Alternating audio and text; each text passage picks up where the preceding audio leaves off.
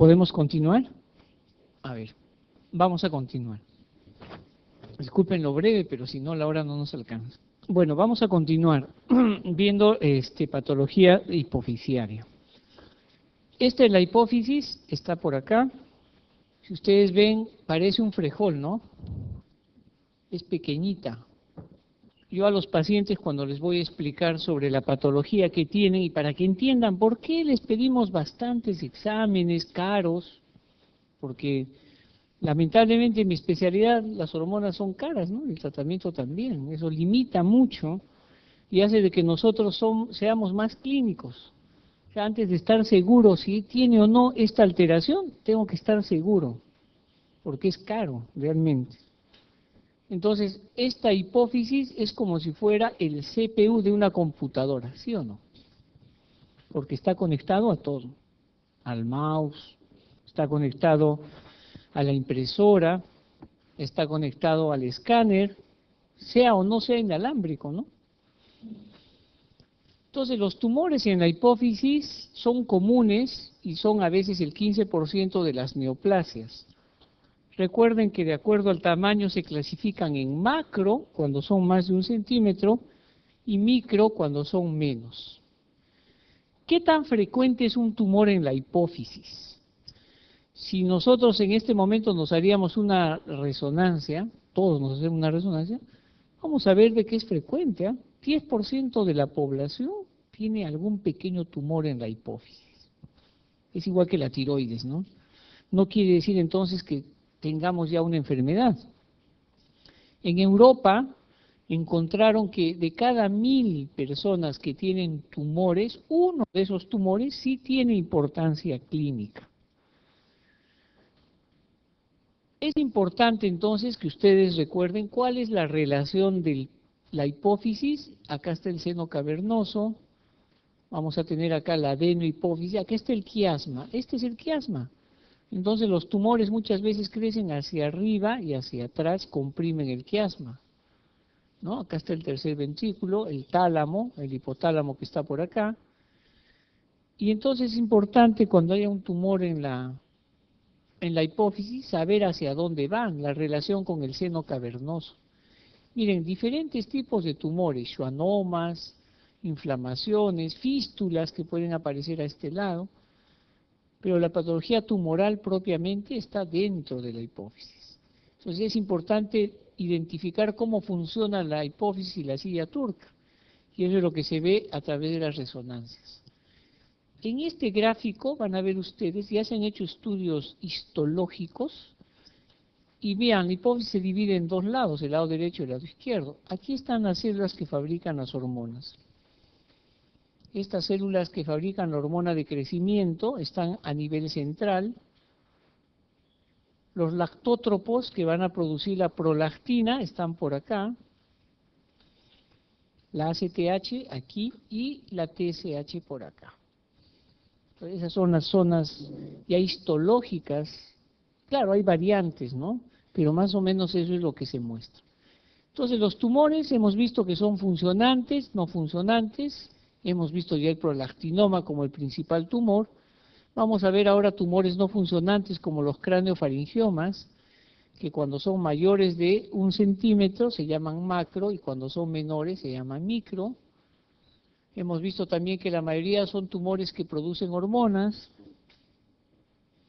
En los niños es donde se presentan más los craneofaringiomas.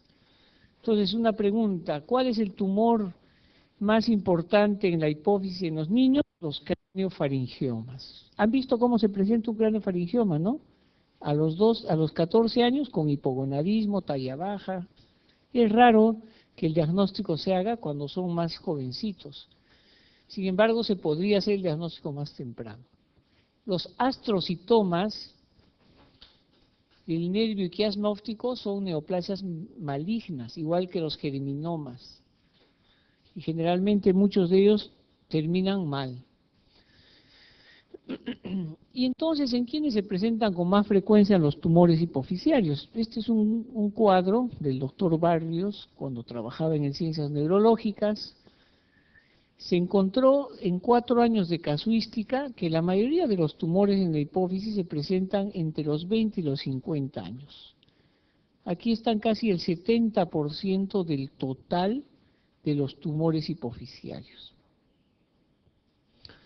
¿A qué edad ya desde lo que somos embriones, ya estas células que han visto en la hipófisis empiezan a producir hormonas? La primera hormona que se produce en la hipófisis es la corticotropina a las 6 semanas de gestación. La segunda hormona, la hormona que produce hormona de crecimiento, a las 8 semanas. A las 12 semanas, el embrión, que en este caso ya sería feto, ¿no es cierto?, ya produce su propia hormona tiroidea. Y los lactótropos ya comienzan a producir prolactina a la semana 24 de la gestación. Y hemos hablado que los tumores entonces tienen un problema desde el punto de vista genético, por alteración genética. Si el tumor produce un monoclon, entonces tengo aumento de la producción de la FSH y la LH. Si es un tumor que está acá en la TSH, tiene un nombre, se llama tirotropinoma. Tumor en la hipófisis que produce hormona TSH se llama tirotropinoma. A ver, para que piensen, si yo tengo un tumor que produce aumento de la TSH aumentada, ¿dónde va? La tiroides. ¿Qué estimula? La producción de hormona tiroidea. ¿Y qué voy a tener? Hipertiroidismo. ¿Pero cómo va a estar la TSH? Aumentada. Ese es un hipertiroidismo secundario por un tumor en la hipófisis. Se llama tirotropinoma. ¿De acuerdo? Es el único hipertiroidismo secundario. Ya hemos hablado de los oncogenes. Miren, a todos los estudios que se han hecho. Acá está la inactivación de los genes supresores. ¿Cuáles son los genes supresores? La menina, por ejemplo, está relacionada. Los oncogenes, el GSP también está relacionado. Hay factores de crecimiento y tróficos. Miren, las hormonas hipotalámicas estimulan el crecimiento de las células en la hipófisis para producir las hormonas. Si estamos hablando de que hay un tumor que produce prolactinoma, tanto los estrógenos como estas hormonas también tienen que ver. Entonces, en la génesis de los tumores de hipófisis participan inactivación de genes supresores, activación de oncogenes, este es el oncogen más representativo, sobreexpresión de genes transformadores, estos de aquí, y los factores de crecimiento.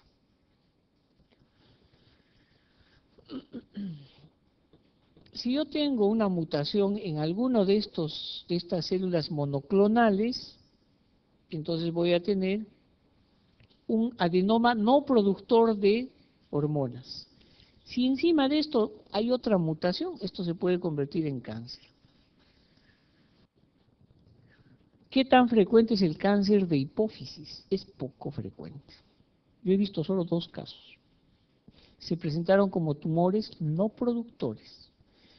¿Y de qué depende? Del informe de la anatomía patológica. Después de la cirugía, hay que hacerle una prueba que se llama inmunohistoquímica. Escríbanlo. Inmunohistoquímica. En la inmunohistoquímica, ¿qué me va a decir? Me va a decir, ¿se acuerdan del KI67? Este KI67 es más del 5%. Y el P53 es otro examen en la inmunohistoquímica, me va a decir aumentado. Y el patólogo va a poner, no va a poner adenoma hipofisiario, va a poner carcinoma o va a poner hiperplasia atípica. Hiperplasia atípica de la hipófisis ya equivale a cáncer. Estos son los oncogenes, les manifesté que actualmente se están trabajando bastante en los oncogenes. Entonces los tumores hipofisiarios se van a dar de acuerdo al tamaño y ver si estos secretan hormonas. Siempre les vuelvo a decir, si el tumor es grande, hay cefalea, alteración del campo visual. ¿Han visto por qué, no? El quiasma está cerca a la hipófisis. Y síndrome de hipertensión endocraniana.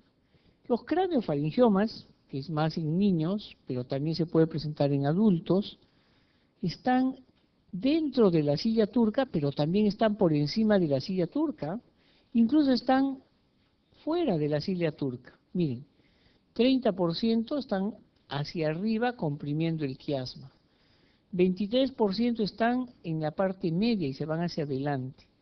¿Se localizan fuera? Sí, miren, puede estar en el nervio óptico, en el hueso esfenoides, en la faringe, y desde ahí crecen y destruyen la silla turca, o sea, se van hasta arriba. Son tumores inmensos, pero no son neoplásicos. ¿Ustedes creen que un cáncer va a crecer tanto? No, rápidamente se hace invasivo. Entonces, el paciente que tiene craniofaringioma, si es adulto, miren, la mayoría va porque hay un problema en la vista. Y después pueden tener hipopituitarismo. En los niños es al revés, primero van por hipopituitarismo. ¿Recuerdan el niño, no? Talla baja, ¿no? Con hipotiroidismo, que no tenía genitales ya desarrollados. ¿Cuál es en el craniofaringioma el problema principal? La talla. 75% de los craniofaringiomas afectan la hormona de crecimiento. 40% producen hipogonadismo, 25% insuficiencia suprarrenal. El niño que les menciono iba por diabetes insípida también, pero no era una diabetes insípida frecuente. Este niño lo llevaban porque se orinaba mucho en la noche. Prácticamente era más de noche, porque en el día tomaba agua, entonces no había problemas. Aquí está, miren, la resonancia. Aquí hay otros craniofaringiomas de otras localizaciones, miren. Tremendos tumores, ¿no? Entonces esto se presenta más en la infancia, es raro, ¿no es cierto?, en niños mayores. ¿Dónde se puede localizar? También en la glándula pineal, miren hasta dónde va. La glándula pineal está en la mitad del sistema nervioso central, en la mitad del cerebro. ¿Qué causa? Hipopituitarismo, diabetes insípida, alteración visual, hipertensión endocraniana. Y los niños tienen conductas psiquiátricas. El otro tumor que se produce con mucha frecuencia es el tumor que produce hormona de crecimiento. Hablamos de la acromegalia. Si esto se da después de la pubertad, se llama acromegalia. Si es antes, se llama gigantismo.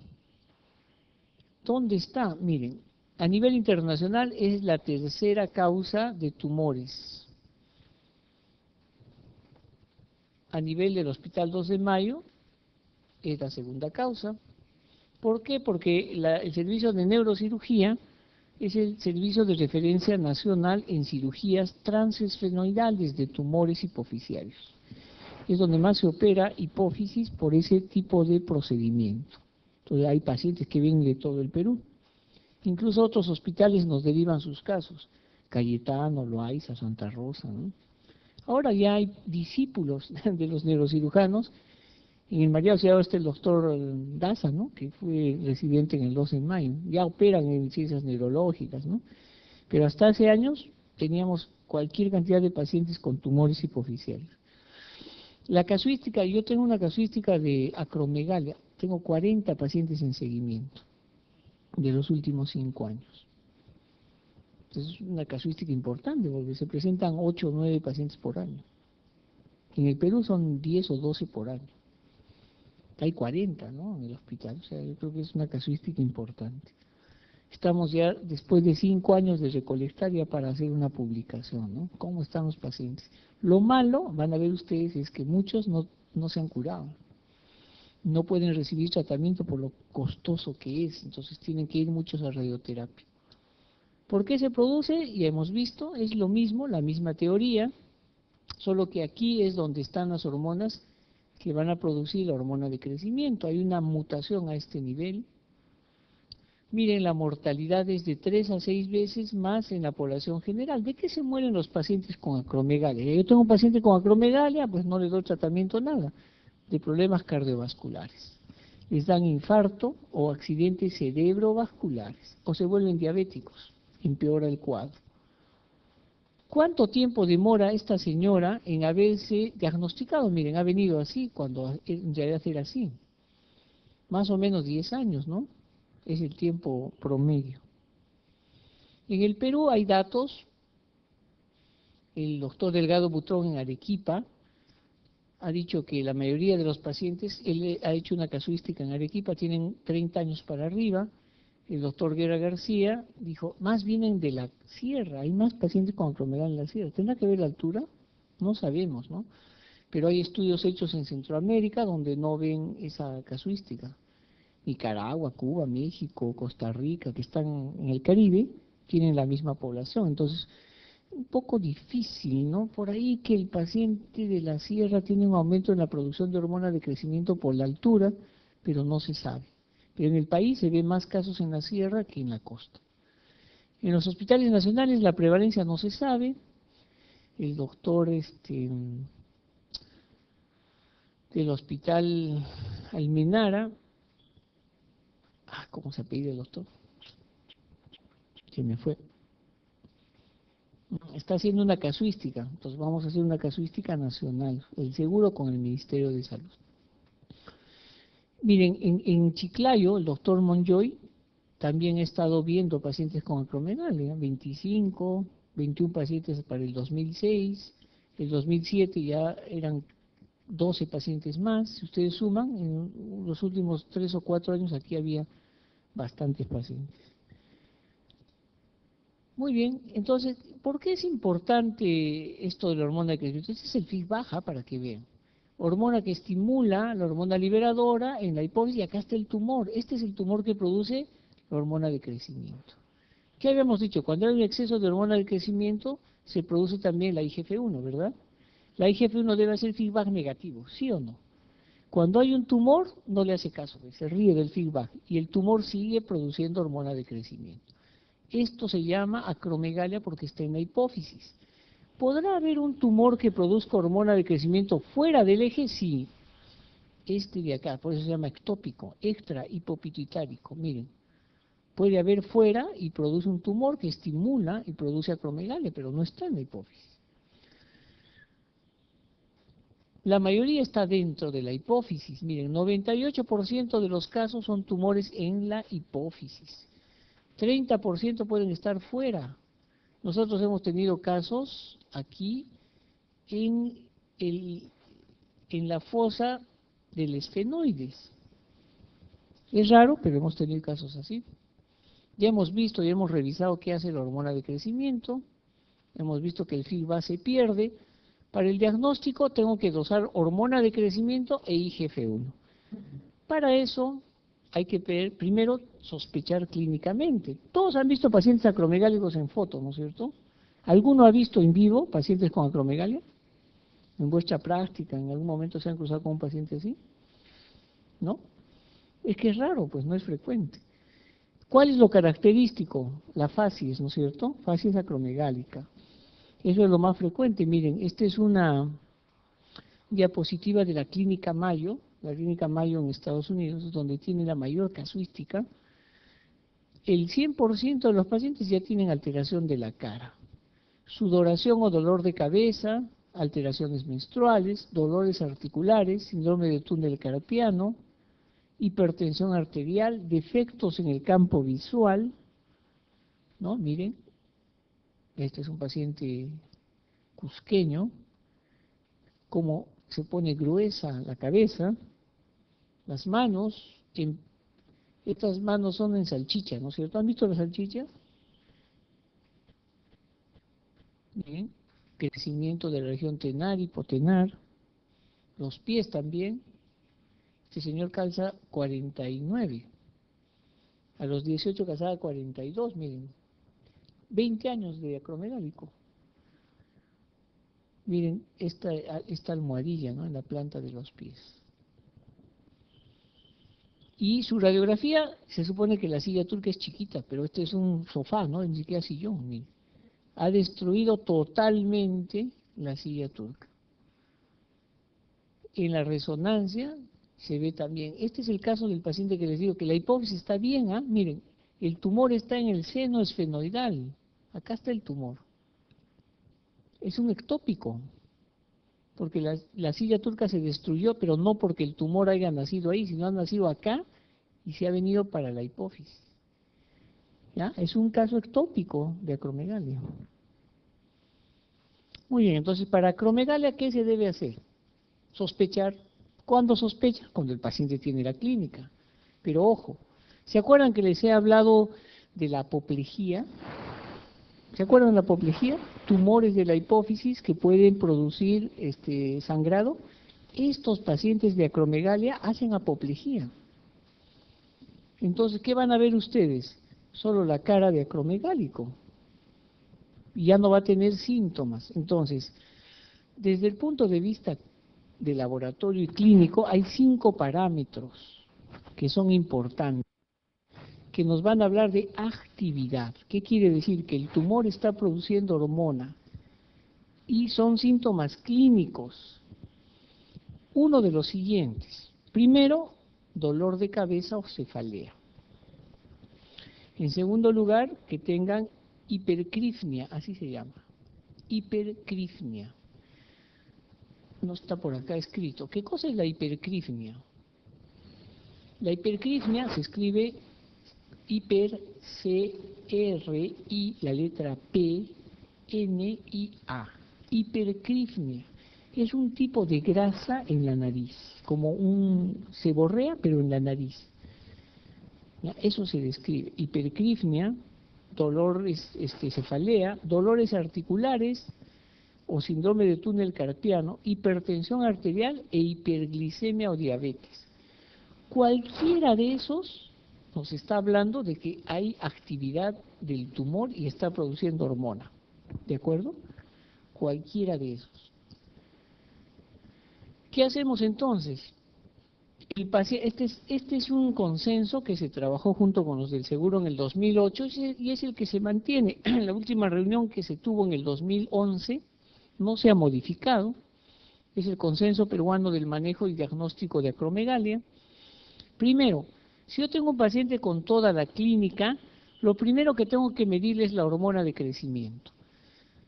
Si sale mayor de 4 o igual a 4 nanogramos por mililitro, ya está mi diagnóstico, no necesito hacer ningún otro examen, le pido su resonancia, le pido la resonancia y después el paciente tiene que operarse. El tratamiento de elección es quirúrgico. Si el paciente tiene suerte, el tumor es pequeño, microadenoma, y se cura. El problema es, ¿cuántos años se espera para el diagnóstico? 10 años. Entonces el paciente viene con un tumor grande que no lo pueden sacar. Le sacan todo lo que puedan, hasta en 1 o 2 cirugías, pero el tumor sigue en los senos cavernosos, sigue produciendo hormona, entonces el tratamiento tiene que ser médico.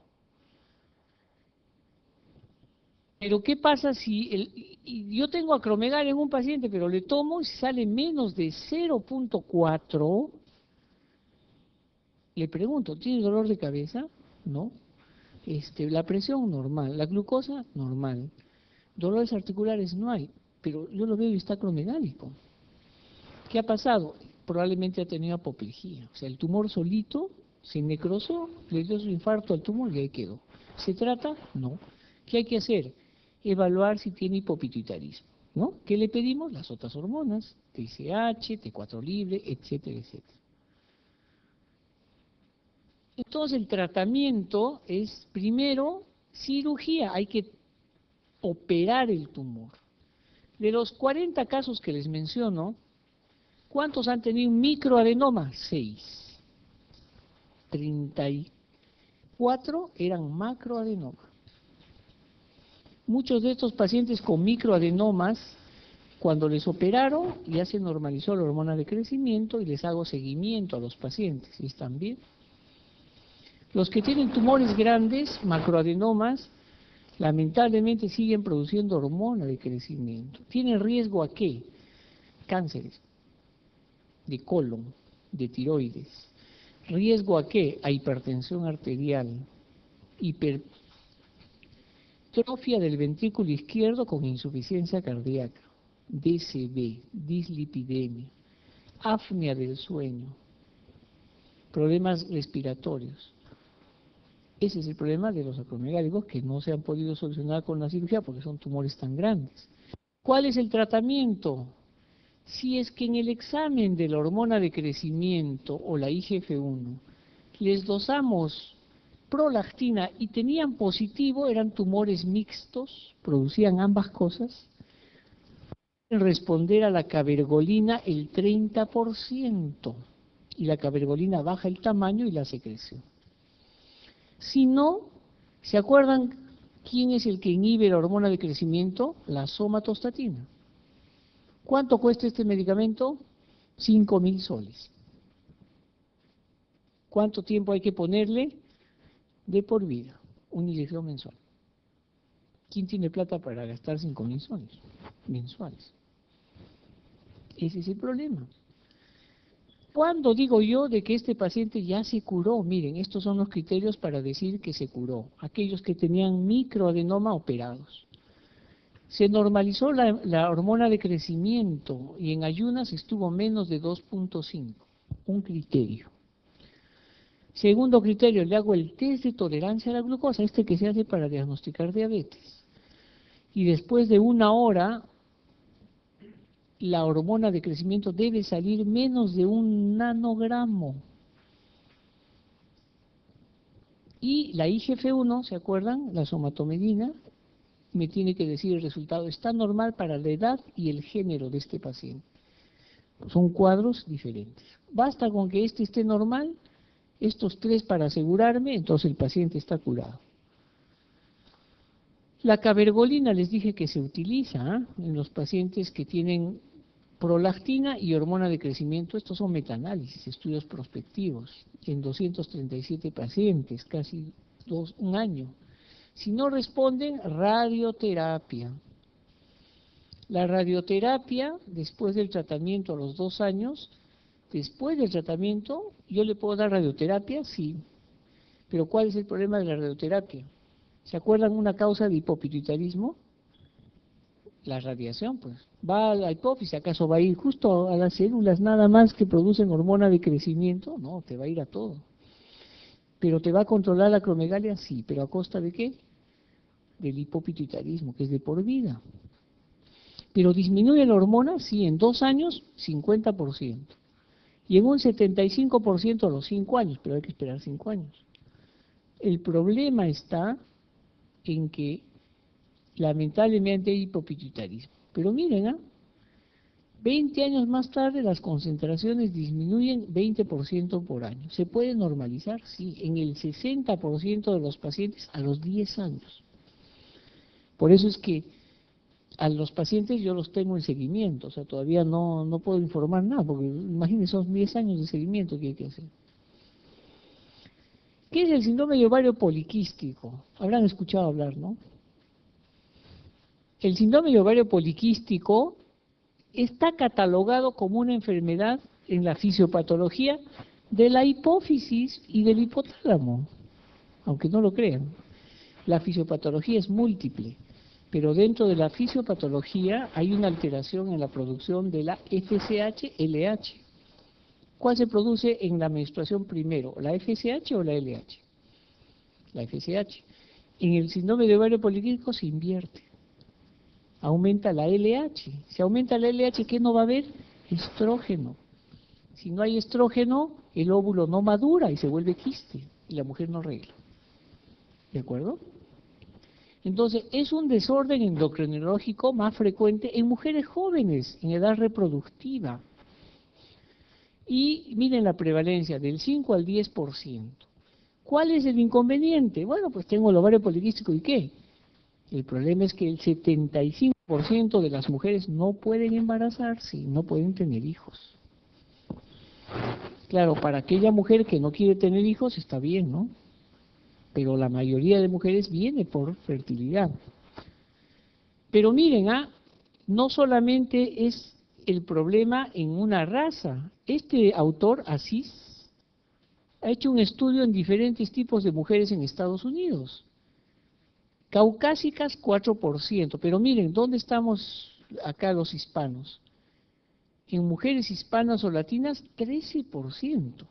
Es decir, de cada 100 mujeres, 13 tienen síndrome de ovario poliquístico. Esto fue descrito en 1935. Irving Stein y Michel Leventhal. Y ellos decían amenorrea, hirsutismo y obesidad. Eso ya cambió. Actualmente los criterios diagnósticos se han definido en Holanda en el año 2003. No se han cambiado. Uno de estos tres está presente para hablar de síndrome de ovario poliquístico. Suficiente con uno. Los más importantes son los dos primeros. El ovario con quistes es el menos importante. ¿Por qué? Porque puede ser que estén los dos presentes y no haya quistes en el ovario, pero sigue llamándose síndrome de ovario poliquístico. ¿Por qué? No sé, pero hasta ahora no lo cambio. Entonces, ¿qué dice? Que la mujer tiene oligoamenorrea y no ovula. Primer criterio. Segundo criterio, signos clínicos y bioquímicos de hiperandrogenismo. ¿En qué se caracteriza? Hirsutismo y acné, fundamentalmente. Hirsutismo y acné. Con o sin correlación laboratorial. Tengo hirsutismo, pero mi testosterona está normal.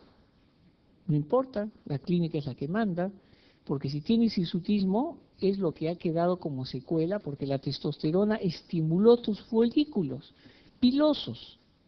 Y si ahorita no tienes, es porque ya bajó, porque es así, como un pico y baja. Pero si tienes hirsutismo, más importa la clínica que el resultado del laboratorio. ¿Cuándo importa? Cuando no tienes hirsutismo, pero encontramos testosterona alta. ¿De acuerdo? Muy bien, entonces el diagnóstico es clínico del hiperandrogenismo. Hay hirsutismo, es el mejor marcador clínico. Pregunta de examen. En el síndrome de ovario poliquístico, el mejor marcador clínico es el hirsutismo. Acné es un marcador más variable, no todas las mujeres tienen acné. Y bioquímica, ¿cuál es el marcador más importante? Testosterona libre. ¿De acuerdo? Testosterona libre. Este es un cuadro, el de Ferryman. Hash fue el que lo ha descrito, pero Ferryman, un italiano, es el que ha modificado esto. Más de 6 y 8 puntos y hacen el diagnóstico de hirsutismo. Por ejemplo, esta es una paciente que tiene 19 años o 25 años, que acude a la consulta y le encontramos, según ella, porque se depila, la mayoría pues obviamente no va a ir con los vellos en la cara, y nos refiere de que generalmente así es como se le están saliendo en el labio superior, 3 puntos. No tienen el mentón, pero sí nos ha manifestado que por ahí esboza a veces entre las mamas algunos vellos. 3 más 1, 4. No hay acá, no hay acá. Aquí, bueno, tiene, pero en la familia todos, las mujeres tienen mucho vello aquí y por aquí, pero tienen la cara interna de los muslos. 3 más 3, 6 más 1, 7. El puntaje es de 6 a 8. Los quistes en el ovario, actualmente hay una modificación. ¿Cuál es la modificación? Se mencionaba antes que tiene que por lo menos uno de los ovarios tener 12 folículos o más y que estos deben medir menos de 10 milímetros. Ahora se ha modificado. Suficiente que hay un quiste grande, uno solo, un quiste grande, y que mida más de 10 milímetros el ovario. Y eso se ve aquí, miren, aquí hay numerosos quistes. Pero, como les repito, no es lo más importante. No todas las mujeres tienen la triada clásica. La fisiopatología tiene múltiples, digamos, mecanismos. Este es el que les digo, miren, ¿qué sucede acá? Normalmente hay un estímulo y entonces la GnRH hemos dicho que es impulso, pero ¿qué aumenta? La LH, disminuye la FSH. Si eso ocurre, el óvulo, no hay estrógenos, no va a progresar para salir la ovulación, meterse por la trompa y venirse acá al útero. Se quedó ahí, no maduró y se quedó como quiste. Luego ya también el ovario izquierdo. Y así la mujer no va a ovular y tiene amenorrea. Oligoamenorrea, por ahí un sangrado de un poquito, un día, pero no es ovulación lo que ha tenido. ¿Qué tiene que ver la insulina? Acá está, pues. La insulina tiene que ver aquí en la teca interna de la célula. Esto es la glándula suprarrenal. El colesterol se convierte en pregnenolona, la pregnenolona por acción de enzimas en progesterona, 17 progesterona y tenemos hormonas androgénicas, ¿se acuerdan? Hemos dicho en la suprarrenal. Y esta androstenodiona se debe convertir en estrógeno. ¿Quién participa? La insulina. Resistencia a la insulina, la IGF-1 no actúa, no hay nada de esto y entonces hay testosterona. ¿De acuerdo? Fisiopatología del síndrome de ovario poliquístico. Entonces, la mayoría de los casos en los que se han hecho revisiones bibliográficas en muchos países, los ha adoptado el doctor Asís. Y él ha estudiado, miren, de acuerdo a la escala que han visto de Ferryman y Galway, 85 al 95% franco hirsutismo con score de más de 6 a 8, 20 a 40% con acné, solo 10% alopecia, pero el 30% con ovario poliquístico. Si ustedes se fijan, por eso no es un criterio mayor este. Estos de acá sí, hirsutismo con acné. La pregunta es, ¿toda mujer con hirsutismo tiene ovario poliquístico? No. Es un diagnóstico de descarte. Miren ustedes todas las patologías que pueden producir hirsutismo.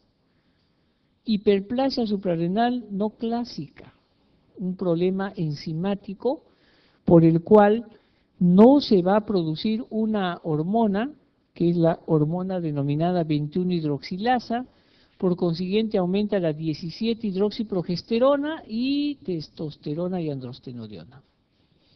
Y esto se presenta en las mujeres jóvenes.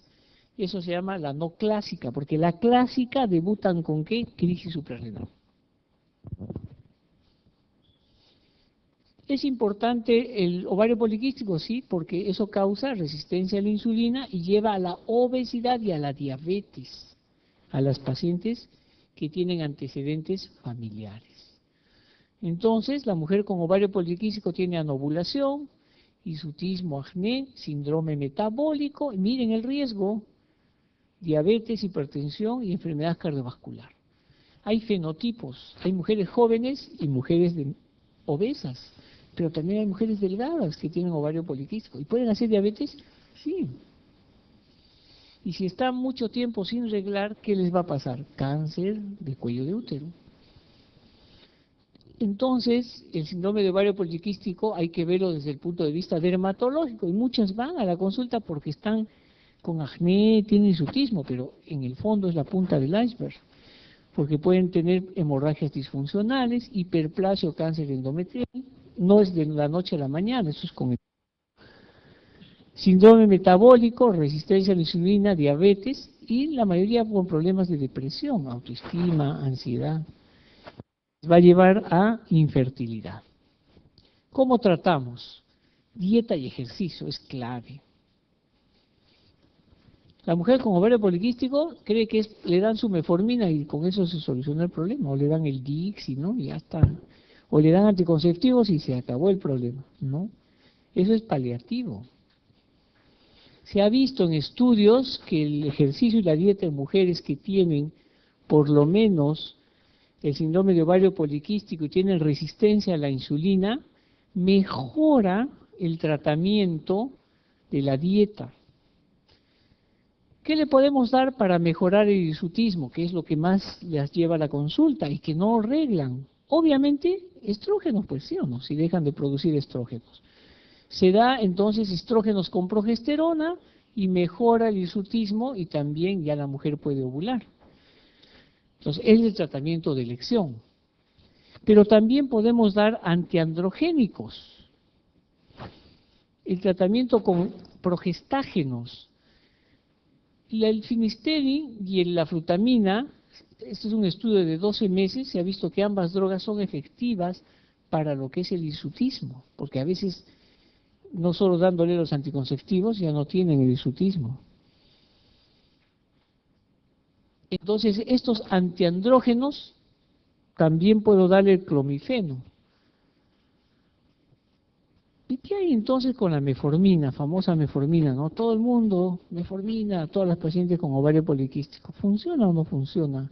funciona en aquellas pacientes que tienen resistencia a la insulina. Si no tienen resistencia a la insulina, a través de exámenes, ¿no? Hay que dosarles glucosa, insulina, test de tolerancia con dosaje de insulina, no funciona, miren. Mujeres con sobrepeso, con riesgo a diabetes, hirsutas con ovario poliquístico.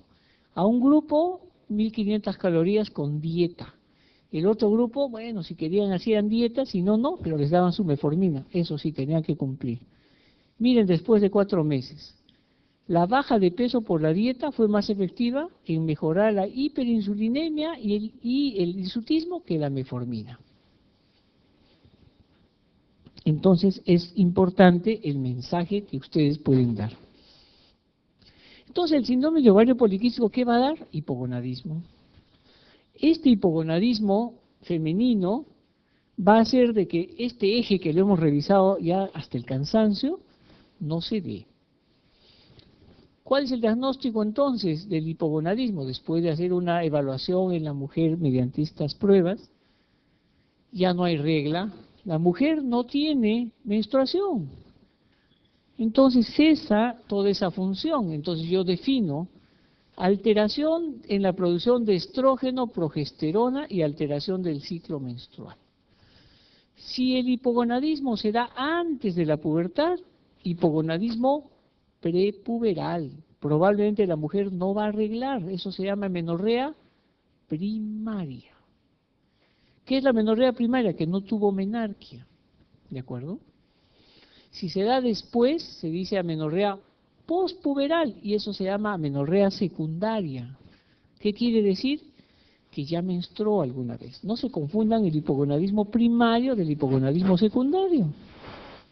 El primario es del ovario el que está afectado, y el secundario es la hipófisis, ¿ya? Por si acaso, ahí siempre caen en las preguntas. Se confunden amenorrea con hipogonadismo. Obviamente va a depender de lo que ustedes encuentren. ¿Cuáles son las causas? Primero, si viene una paciente que tiene amenorrea, no regla, hay que preguntarnos, ¿no?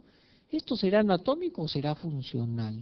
¿Habrá nacido con esa lesión o ha estado menstruando normalmente y de pronto ya no regla? Para eso es importante la historia clínica y hay que medir las dos hormonas claves, ¿no es cierto? ¿Cuáles son? FSH y LH. Entonces, si esta mujer ha estado menstruando normalmente y viene porque no tiene... amenorrea se dice cuando no hay regla 6 meses, ¿ah? Mínimo 6 meses. 6 meses sin regla, amenorrea secundaria.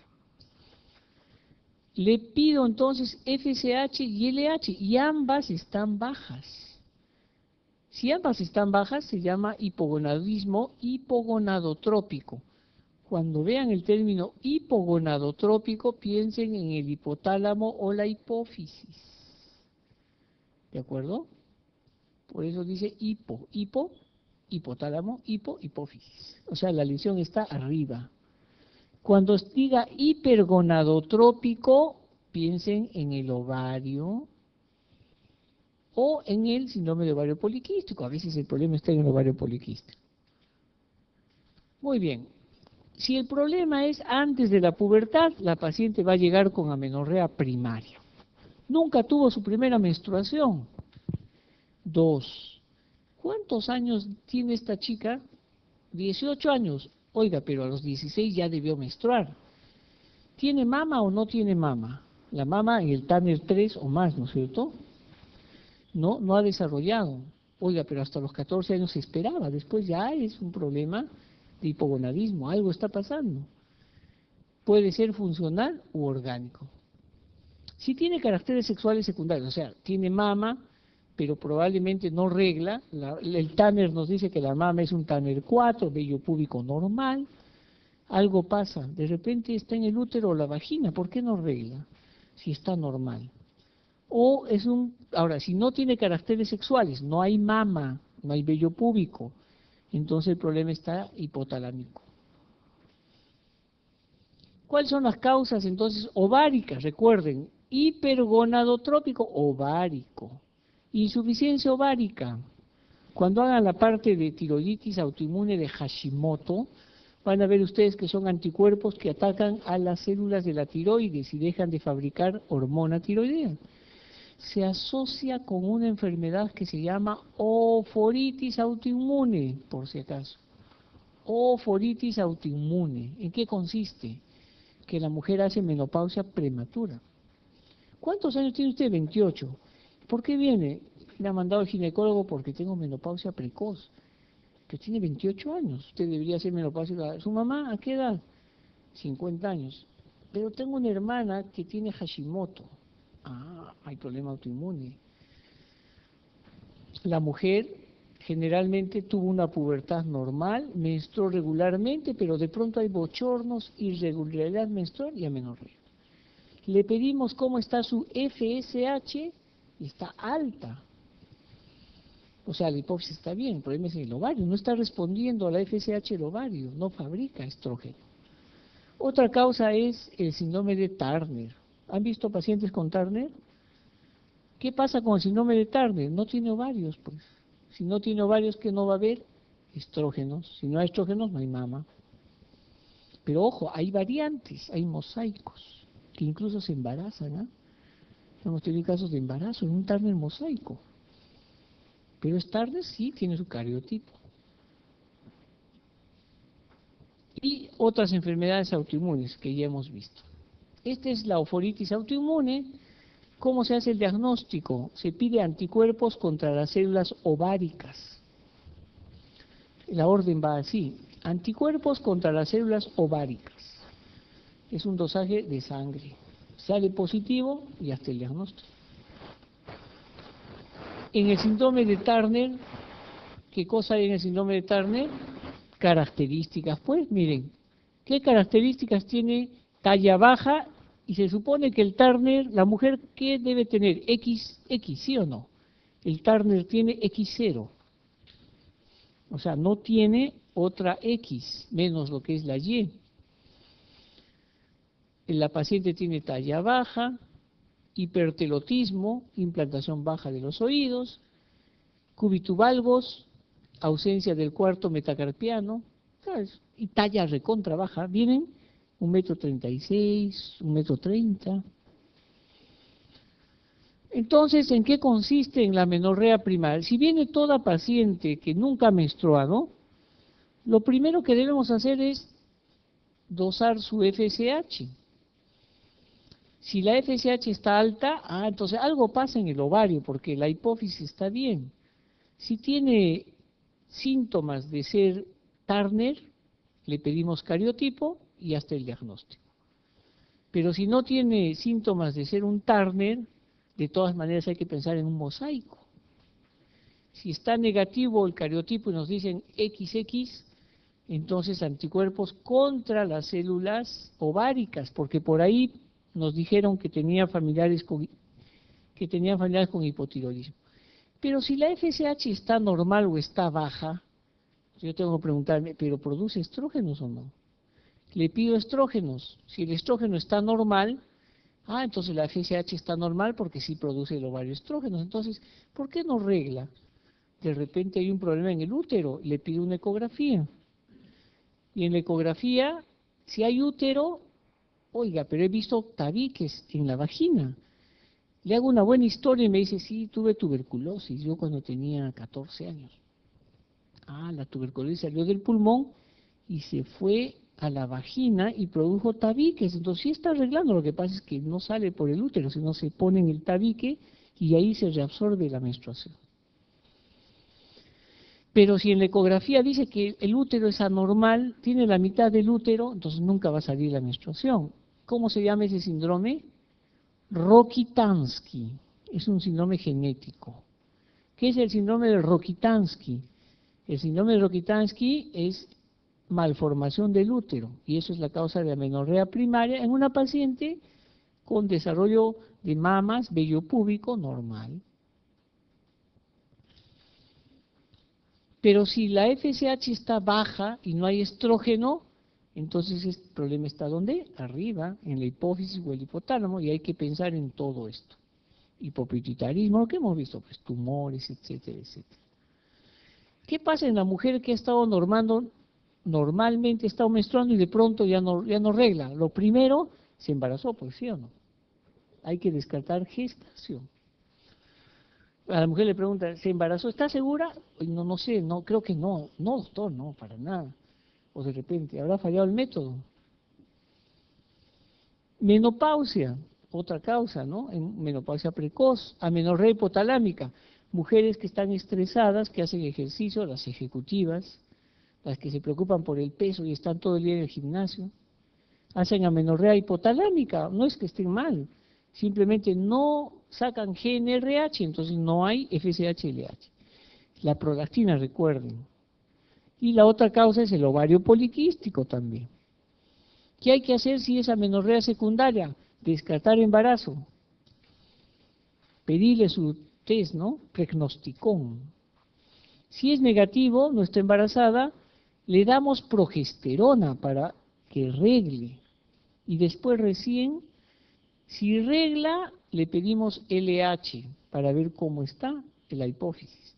Si no regla, le damos no solo progesterona, sino estrógenos. Si la mujer con la progesterona regló, le pedimos FSH. Si está alta, hay insuficiencia ovárica. Pero ojo, hay que hacer la historia, pues alguien en la familia con enfermedad autoinmune. Si la prolactina, si es negativo, le hemos dado estrógenos, progesterona y no regla, y hay que pedirle la prolactina. Si está alta, hiperprolactinemia. Recuerden que no todo es tumor, ¿eh? Prolactina alta hace que no regle la mujer. Pero si está normal, entonces algo pasa. Esta mujer, prolactina normal, LH normal, FSH normal, pero no regla. La ecografía, ¿qué me dice? TBC endometrial, pero la ecografía me puede informar el ecografista. Tiene la línea endometrial en 2 milímetros. ¿Cuánto debe ser la línea endometrial normal? 5. Qué raro, porque señora, venga, un momentito. ¿Cuántas veces está embarazada? 2. ¿Los 2 partos normal? Sí. Señora, ¿ha tenido abortos? Sí. ¿Cuántos? 3. ¿En de grado los 3? Sí. ¿Los últimos? Sí. Asherman. ¿Qué es el síndrome de Asherman? El síndrome de Asherman es una patología por legrado. ¿Qué pasa? El miometrio ya no hay. Esa mujer nunca va a embarazarse. El síndrome de Asherman, entonces, es un hipogonadismo primario por pérdida de la línea endometrial, básicamente por legrado uterino. Él ha descrito este señor Asherman. Entonces, es importante revisar qué pasa en la hipófisis. Ya hemos repasado esto. Craneofaringioma, si es mujer, también puede tener eso, puede tener Kallmann, puede tener deficiencia de gonadotrofinas por enfermedades crónicas. Miren, desnutrición, la anorexia, las mujeres con bulimia, anorexia nerviosa, también hacen hipogonadismo. Esta es una chica que tiene Kallmann, miren la abrazada. ¿Qué edad le calculan?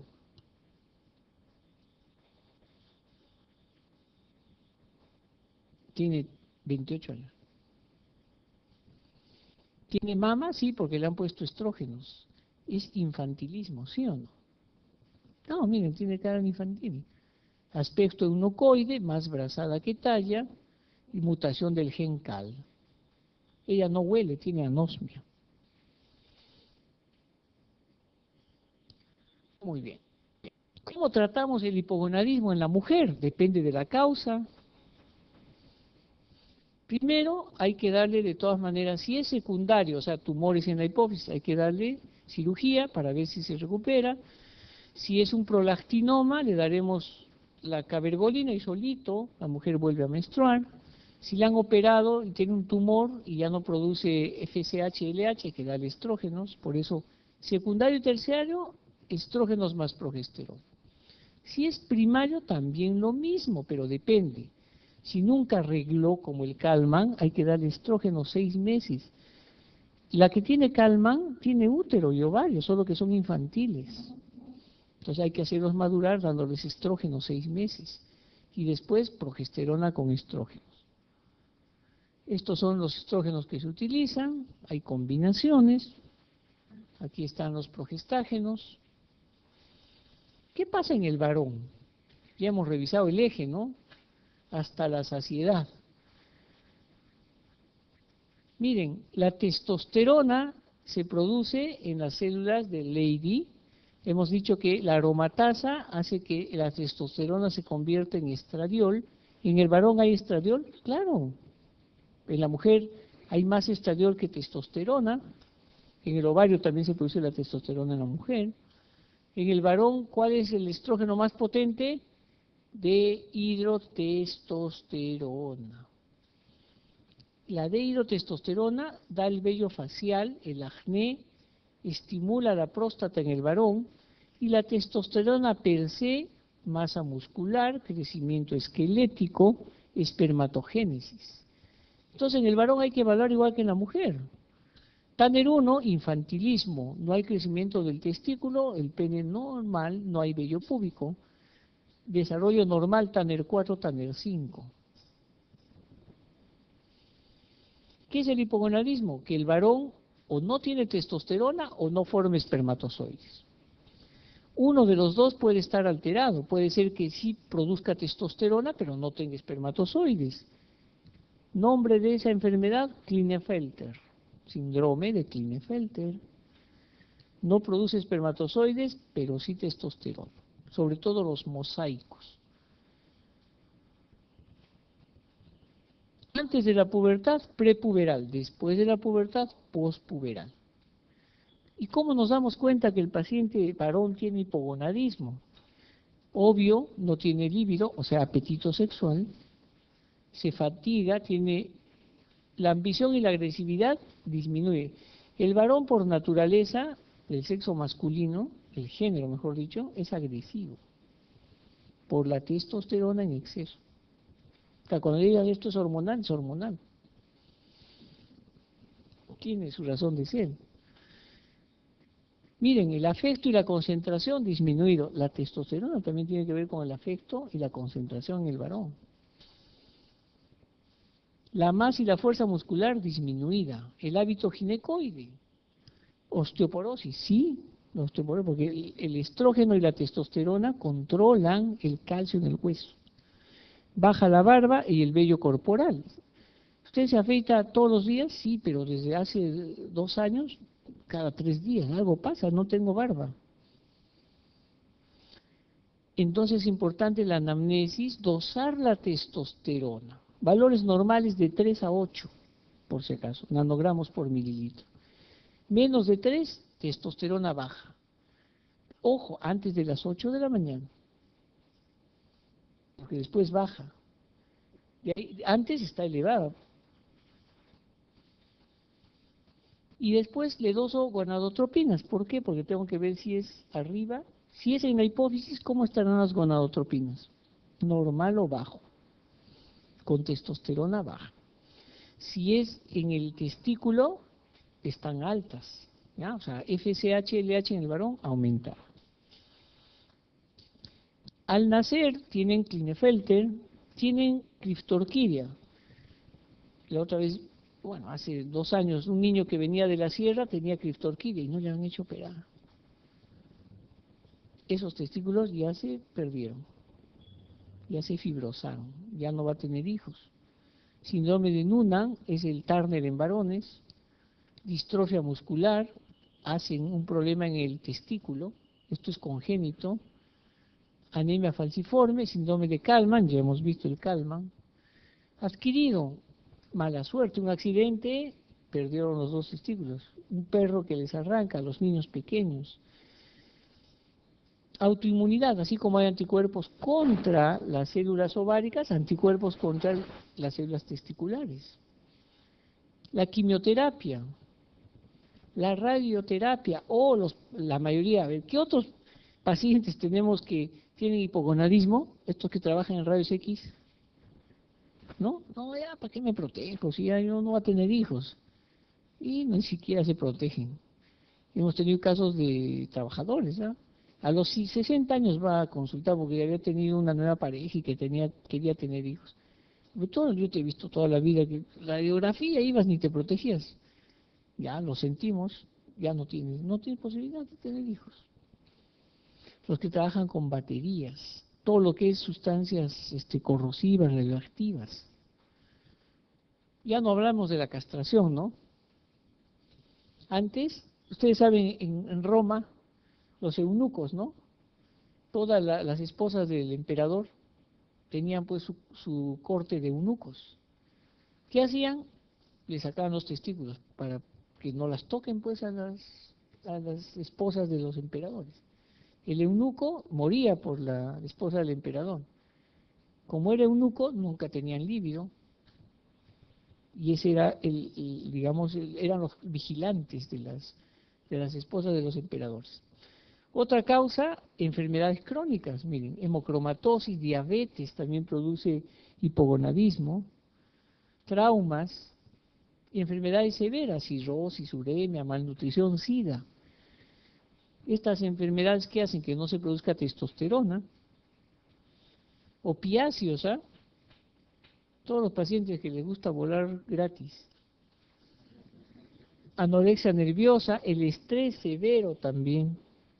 Estos pacientes que usan anabólicos, ¿no? Los que van a los gimnasios, ellos también a la larga hacen hipogonadismo. Klinefelter, ya hemos visto, este es para que vean un paciente con Klinefelter, miren, tiene ginecomastia bilateral, 22 años, proporciones eunucoides, infantilismo, ¿no? Uno le ve la cara y parece que tuviera menos años. Kallmann, ya hemos mencionado que es el Kallmann. Hay que medir con el orquidómetro, miren, se mide el tamaño de los testículos. ¿Cuál es el tratamiento? En todos los casos, dale andrógenos. ¿Qué andrógenos tenemos en el mercado? Tenemos testosterona como propionato o enantato. Lamentablemente no hay en Parcis. Antes había en Parcis en gel, pero ya no hay, es caro. Si el paciente va a tener 50 años, antes hay que mandarlo al urólogo. ¿Por qué? Puede estar teniendo hiperplasia prostática o un cáncer oculto. Y la testosterona estimula al cáncer.